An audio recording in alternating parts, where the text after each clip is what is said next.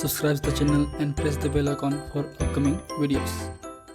Hello friends, welcome to my channel Pharmacology Concepts by Rajesh Chaudhary, and in this video I will discuss about the drug discovery and the development process, and I will also discuss about the clinical trials.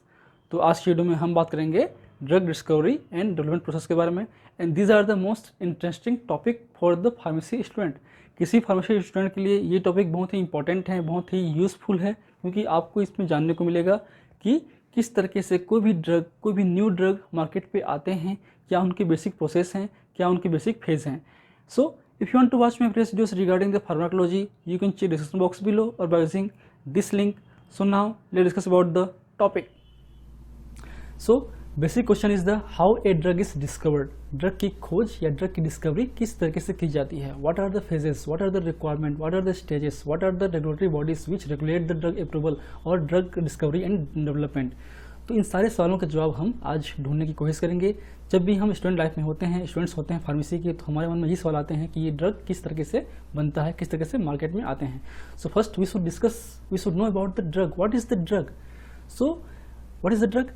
Any substance which can use to improve our health is the drug. We can use for the diagnosis, we can use for the prevention, we can use for the treatment, we can use for the cure.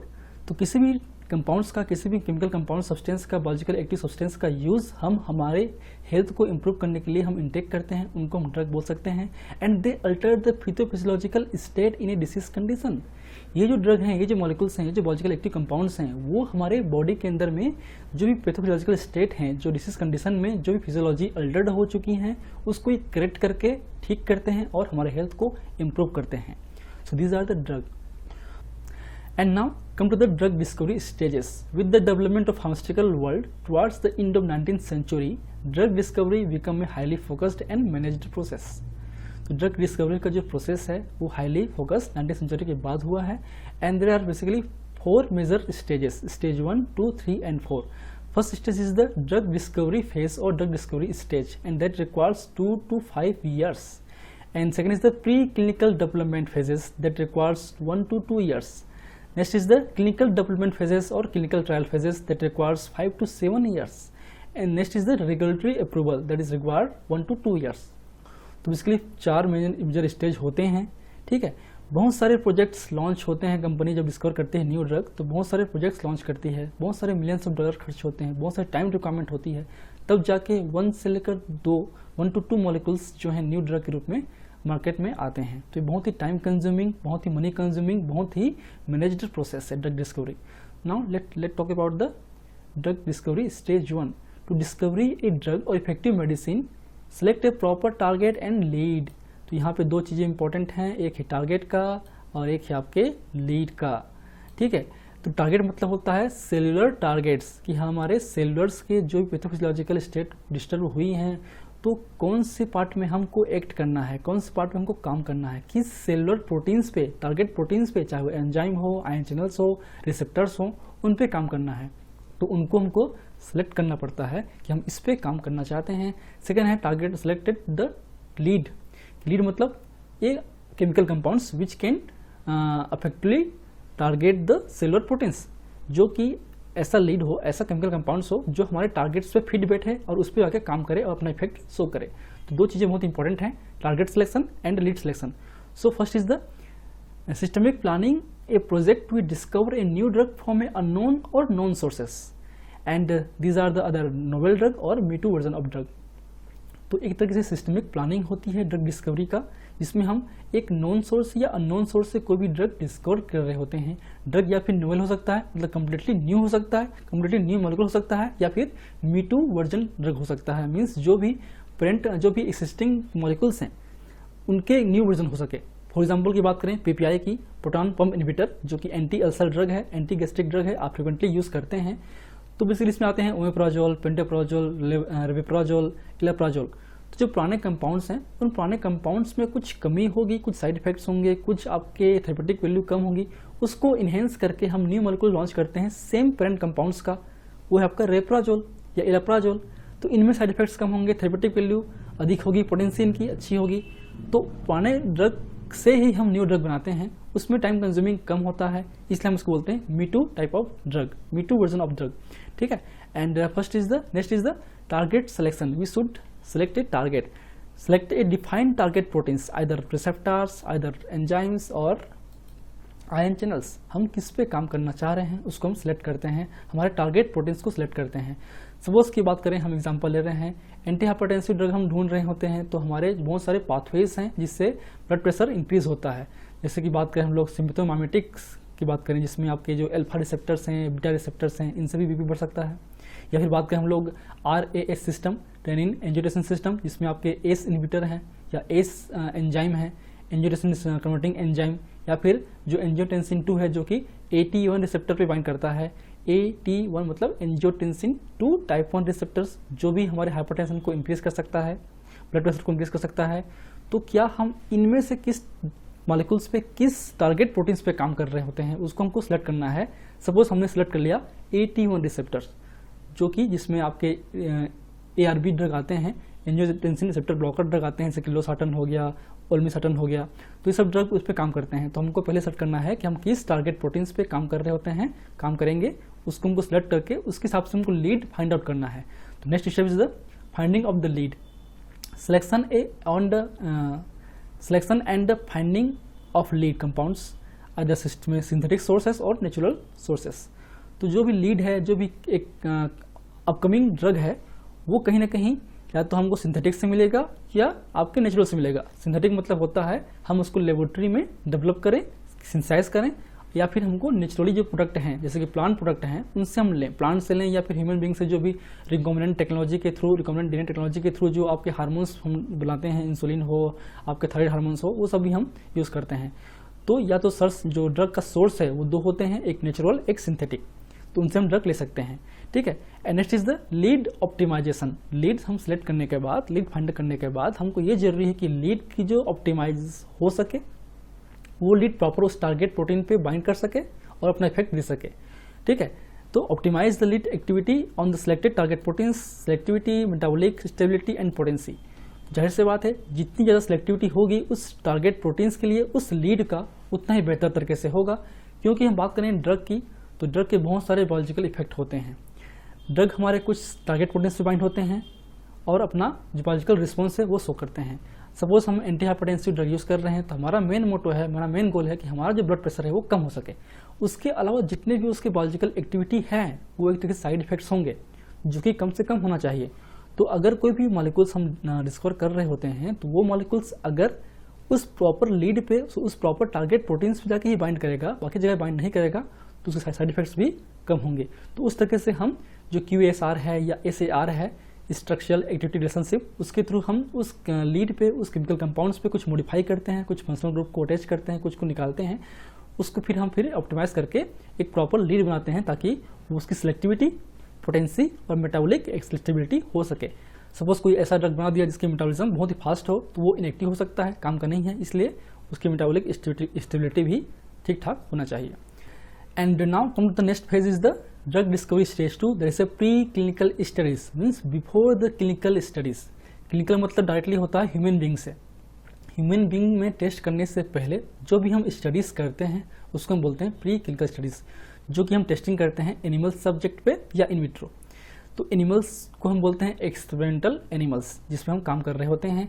And these animals have to right to good life, so conduct the experiment with the proper ethics। क्योंकि ये animals हैं, ये भी living organism है, इनकी भी एक right होती है कि गुड लाइफ जी सकें। इसलिए जब भी हम प्री क्लिनिकल स्टडीज़ कर रहे होते हैं तो हमको प्रॉपर एथिक्स के साथ एक्सपेरिमेंट को कंडक्ट करना पड़ता है। उसके लिए बहुत सारी रेगुलेटरी बॉडीज़ होती हैं, हर कंट्री में अलग अलग होती हैं। हम बात करेंगे इंडिया की कौन सी बॉडी हैं जो कि प्री क्लिनिकल स्टडीज़ को रेगुलेट करते हैं। ठीक है, तो बेसिकली इसमें हम यूज़ करते हैं एनिमल्स, जिसको बोलते हैं एक्सपेरिमेंटल एनिमल्स, चाहे एल्बिनो रेट हो, एल्बिनो माइस हो, हेमस्टर हो, गिनी पिग हो, आपके मंकी हो, डॉग हो, इनको हम यूज़ करते हैं।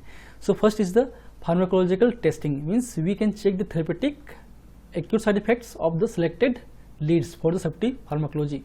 हम जब भी एक लीड बनाते हैं जो कि अपकमिंग हमारा ड्रग है, उस लीड को हम एनिमल पे एडमिनिस्ट्रेट करते हैं और हम चेक करते हैं क्या उसकी थेरेपेटिक वैल्यू है, क्या उसकी बायोलॉजिकल एक्शन है, क्या उसके साइड इफेक्ट्स हैं, वो हम चेक करते हैं। And next is the pharmacokinetic profiling, means we can study the absorption distribution, metabolism and excretion of the selected lead compounds on the animal. Animal being पे जब हम उसको एडमिनिस्टर करते हैं किसी भी टेस्ट कंपाउंड्स को, लीड कंपाउंड्स को, जाहिर सी बात है वो एनिमल बीइंग्स में एब्जॉर्ब होंगे, डिस्ट्रीब्यूट होंगे, मेटाबोलाइज होंगे और एक्सक्रीट होंगे। उसी के बेस पे हम किसी भी ड्रग का डोज निकाल सकते हैं, उसकी जो एलिमिनेशन प्रोफाइल है वो चेक कर सकते हैं, उसकी जो फ्रीक्वेंसी है डोजिंग की वो हम चेक कर सकते हैं। तो ये बहुत ज़रूरी होता है। And next is the toxicological testing, means we can check the toxicity profile of the selected lead, कि क्या वो ड्रग है, क्या वो ड्रग जो है हार्मफुल थोड़ी हमारे बॉडी के लिए, कितना डोज में वो हमारे हार्मफुल हो सकता है, लिथल हो सकता है, ठीक है, या कैसे साइड इफेक्ट हो सकते हैं लॉन्ग टर्म पे, शॉर्ट टर्म पे, ये सब हम चेक करते हैं टॉक्सिकोलॉजिकल टेस्टिंग पे। तो प्रीक्लिनिकल स्टडीज बहुत ही इंपॉर्टेंट फेज है, क्लिनिकल डेवलपमेंट से पहले करते हैं और इसके होने के बाद ही हम डिसाइड कर सकते हैं कि हमको आगे मूव करना है, क्लिनिकल स्टडीज करना है कि नहीं करना है। अगर प्रॉपरली हमारे थेरेपेटिक बेनिफिट रेशियो या थेरेपेटिक वैल्यू नहीं आ रही होगी तो हम उस लीड को वहीं पे ख़त्म कर देते हैं, हम उसको आगे नहीं बढ़ते हैं। अगर उस लीड पे पोटेंशियल है कि वो थेरेपेटिक वैल्यू शो कर रहा हो, थेरेपेटिक एफिकेसी हाई हो, उसकी एक अच्छा ड्रग बन सकता है, तभी हम आगे उसको कंटिन्यू करते हैं। और इन्हीं स्टडीज़ के बेस पे हम उसका डोज, रूट, आपकी फ्रीक्वेंसी डिसाइड करते हैं and then we can go for the pharmaceutical development, means pre formation and the formation development. इस फेज में हम इस जो आपके ड्यूरेशन में हम उस ड्रग की डोजिंग के लिए एक प्रॉपरली रूट सेलेक्ट करते हैं, उसके हिसाब से हम उसका डोजेज फॉर्म क्रिएट करते हैं, ठीक है। And after the successful completion of the preclinical studies, if the lead is promised for the therapeutic value, then we can go for the IND application. And before we should know about the regulatory bodies for the preclinical studies in India. So there is mainly two major bodies which regulate the preclinical studies. First is the Committee for the Purpose of Control and Supervision of Experiments on Animal, CPCSEA, Government of India, and that provides the institutional approval. And next is the IAEC, Institutional Animal Ethics Committee, that provides the approval for the experimental protocols. तो ये दो committees हैं।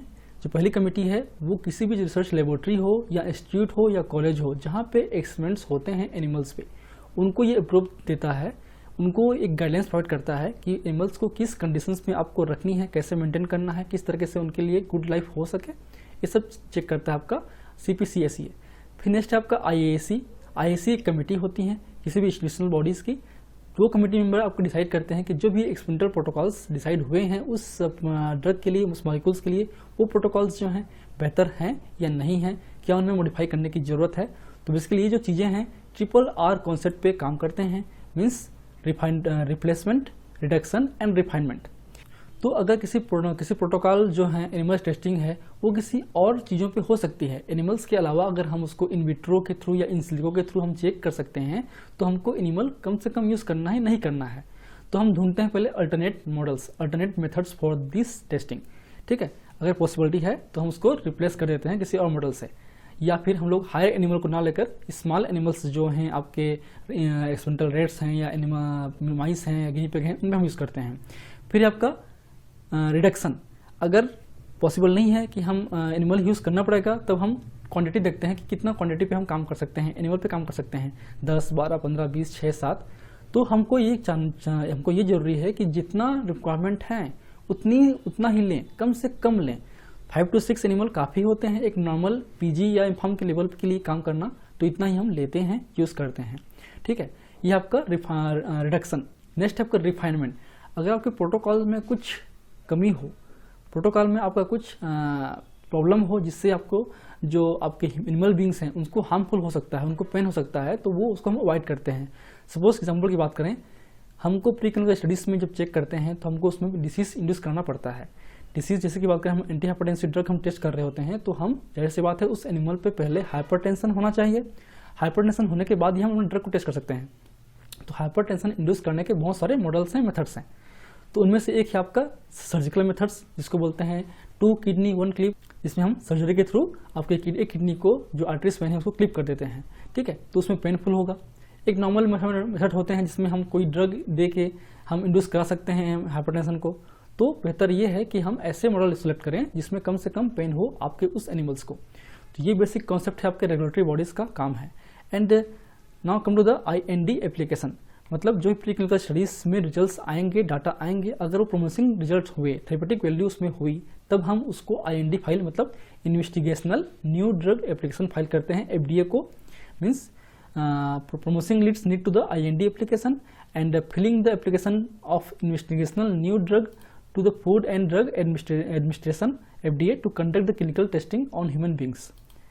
Means क्या हुआ कि अगर वो drug जो है प्रोमोसिंग हुआ, तब हम उसको बोल सकते हैं कि ये ड्रग जो है इन्वेस्टिगेशनल न्यू ड्रग है, मतलब अंडर द इन्वेस्टिगेशन है, ये ड्रग है जो प्रोमोसिंग हो सकता है। तब हम जाके FDA को अप्लाई करते हैं। अप्लाई करने के बाद FDA रिव्यू करता है, कुछ प्रॉब्लम्स होगी तो उसको रिजॉल्व करेंगे कंपनी। फिर उसके बाद हम उसको जाते हैं क्लिनिकल स्टडीज पे, मीन्स ह्यूमन सब्जेक्ट पे, जब कंप्लीटली आपका जो डाटा है वो सेटिस्फैक्ट्री हो। Then we go for the clinical studies and next is the phase 3 stage 3 drug discovery. There is a clinical trial phases. There are 3 major phases, phase 1, phase 2 and phase 3। Phase 1 is the safety for the safety evaluation, phase 2 for the efficacy evaluation and phase 3 for the efficacy and safety evaluation both। And now come to the clinical trials। तो clinical trials conduct according to the guidance of the ICMR, Indian Council of Medical Research, Central Ethics Committee on the Human Research, CECHR। तो human beings में भी test करने के लिए हमको ethical approval की जरूरत पड़ती है। तो ICMR, Indian council of medical research he provide करती है हमको इथिकल परमिशन। इसमें बेसिकली 4 फेज होते हैं। फेज 0 जिसको हम बोलते हैं माइक्रो या pilot phase, phase 1, phase 2 and phase 3 and phase 4। तो 5 फेज हो गए एक्चुअली में। तो फेज 0 जो है कई ड्रग के लिए यूजफुल नहीं है। बात करें हम लोग फेज 0 की, जिसको हम बोलते हैं माइक्रो या पायलट फेज, जिसमें हम केवल 10 to 15 healthy voluntary subject he use करते हैं। बस केवल चेक करते हैं कि क्या बायोलॉजिकल रिस्पॉन्स है हमारे बॉडी पे। We can understand the drug response in human beings, क्योंकि ये फर्स्ट टाइम जब वो न्यू ड्रग होते हैं, जब ये नोवेल ड्रग हैं, तो वो हमारे कंप्लीटली न्यू होते हैं हमारे बॉडी के लिए। तो हमारे बॉडी पे किस तरीके से रिस्पॉन्स आएगा बस हम वो चेक करते हैं इस फेज पे। And we can administer at sub therapeutic dose, जो भी हमने प्री क्लिनिकल स्टडीज पे थेरेपेटिक डोज डिसाइड किया है, उस डोज से थोड़ा सा कम डोज लेते हैं और हम चेक करते हैं कि क्या ये टॉक्सिक तो थोड़ी है या कोई आपके हार्मफुल इफेक्ट थोड़ी सा हो रहा है बस। फिर आपका phase 1 clinical trial. In this phase we can select और we can conduct the experiment on 10 to 100 healthy volunteers. इसमें जो हम यूज़ करेंगे ह्यूमन बींग्स वो हेल्दी होने चाहिए। 10 to 100 हेल्दी वॉलंटरी पे हम करते हैं। We can conduct the safety evaluation. इस पर हम सेफ्टी इवैल्यूएशन करते हैं क्योंकि अब ये हेल्दी हैं, इनमें कोई डिसीज़ नहीं है, तो कोई थेरेपेटिक तो हमको एफिकेसी दिखाई नहीं देगी। हमको बस दिखाई देगा कि क्या हमारी बॉडी के लिए सेफ है, क्या इसके हार्मफुल रिएक्शंस थोड़ी हो रहे हैं। तो इसमें हम basically pharmacokinetic studies, pharmacodynamic studies और साइड इफेक्ट्स हम चेक करते हैं, ताकि हम कंफर्म हो सकें कि हमारा ये ड्रग जो है थेरेपेटिक वैल्यू हो सकती है, इनमें कोई भी साइड इफेक्ट्स नहीं होगी।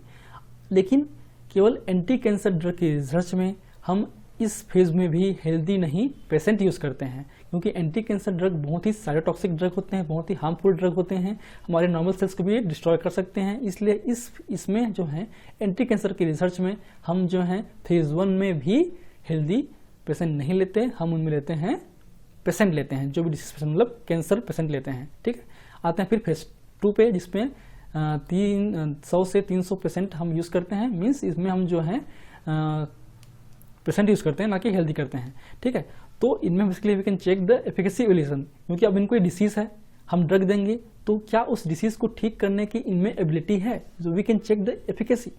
ठीक है, and also we can assess the dose requirement, कि डोज रिक्वायरमेंट कितनी होगी, कितनी फ्रिक्वेंसी होगी, कितना उसका डोज एडजस्टमेंट हो सकता है, हम करते हैं। इसके अलावा हम इसको लॉन्ग टर्म टॉक्सिसिटी स्टडीज भी इस पर करते हैं। And next is the phase 3। In this phase 100+ patient can be used. इसमें जो है हम जितना अधिक हो सके पेशेंट, 10,000, 20,000, 30,000, उतना से हम करते हैं, ताकि डाटा जो है एक रिलायबल डाटा हमको मिल सके, प्रॉपर डाटा मिल सके, ताकि मैक्सिमम लोगों पे ये एफिकेसी है या नहीं है हम चेक कर सकते हैं। अगर बहुत सारे पेशेंट अगर मर रहे होते हैं या साइड इफेक्ट्स आ रहे होते हैं, तब हम इसको यहाँ पे भी स्टॉप कर सकते हैं। And we can comparatively studies with standards. इस केस में अगर उस ड्रग के स्टैंडर्ड ड्रग, उस डिसीज़ के अगेंस्ट में स्टैंडर्ड ड्रग ऑलरेडी अवेलेबल हो, तो उससे भी हम कंपेयर करते हैं कि क्या उस पुराने ड्रग से नए ड्रग बेहतर है या नहीं है। हम थेरेपेटिक एफिकेसी को चेक करते हैं, उनके साइड इफेक्ट्स को चेक करते हैं। ठीक है, तो ये सब हम चेक करते हैं आपके फेज 3 पे। फेज 3 कंप्लीट होने के बाद ही हम उस जो लीड कंपाउंड्स था, जो इन्वेस्टिगेशनल न्यू ड्रग था, उसको हम कम्प्लीटली डाटा के साथ भेजते हैं FDA को रिव्यू करने के लिए। FDA उसको रिव्यू करता है, जो भी डाटा में दिक्कत होती है उसको रिजॉल्व करते हैं, फिर मार्केटिंग के लिए अप्रूव करता है। तभी जो न्यू इन्वेस्टिगेशनल न्यू ड्रग है वो न्यू ड्रग के फॉर्म में आता है। लेकिन यहाँ काम खत्म नहीं हुआ। न्यू ड्रग मार्केट में आने के बाद उसको हम चेक करते हैं फेज 4, जिसको बोलते हैं फार्माकोविजिलेंस स्टडी और पोस्ट मार्केटिंग सर्वाइलेंस। मार्केट में आने के बाद क्या उनके इफेक्ट शो हो रहे हैं हमारे ह्यूमन बींग्स पे, पॉपुलेशन पे, means ADR reporting and assess the risk to benefit ratio of the product. क्या उस प्रोडक्ट के रिस्क टू बेनिफिट रेशियो ठीक ठाक है या नहीं है। हम इसमें चेक करते हैं कि लॉन्ग टर्म पे क्या साइड इफेक्ट्स आ रहे हैं, क्या साइड इफेक्ट्स इतना हार्मफुल है कि उसको विड्रॉ कर सकें। अगर साइड इफेक्ट्स हार्मफुल इतने होंगे कि हमको विड्रॉ करना पड़े तो हम उन कंपाउंड्स को विड्रॉ कर देते हैं मार्केट से। इसलिए बहुत सारे जो ड्रग हैं वो लॉन्ग टर्म पे जो है मार्केट से विड्रॉ भी हो जाते हैं। So next is the drug discovery stage 4, जिसे approval from the FDA, that is NDA application, new drug application. यहाँ पे जो ड्रग है क्लिनिकल ट्रायल 3 के बाद अगर वो प्रॉमिसिंग हुआ तो उसको हम बोलते हैं न्यू ड्रग, क्योंकि वो न्यू ड्रग बनने वाला है। And promising lead need to the NDA application and filing the application of new drug application to FDA to marketing of the new drug. तो फिर हम पूरे डाटा के साथ में FDA को भेजते हैं, फिर FDA रिव्यू करता है, फिर हमको मार्केट के लिए अप्रूव देता है। तो ये हो गया आपके drug discovery and development phases and stages and the clinical trials. And now come to the drug discovery era. तो हम कुछ बात करते हैं, जैसे कि बात करें 10th सेंचुरी पे कॉफ़ी डिस्कवर हुआ था। 1803 to 5 morphine as a drug discover हुआ था। 1877 पे पैरासीटामोल डिस्कवर हुआ था। 1901 पे adrenaline as a drug discover हुआ था। 1912 पे विटामिन C, 1921 पे इंसुलिन, 1928 पे पेनिसिलिन, 1961 पे आइबुप्रोफेन एंड 2001 पे आपका इटेरोकॉक्सिब जो है ड्रग के रूप में डिस्कवर्ड हुआ था। So these are the basics about the drug development and discovery phases and the clinical trials. Hope you like my videos. If you like my videos, please press the like button, share with your friend, and any feedback, please comment on the comment section. That motivates me for the upcoming videos. In last, thank you. Keep watching.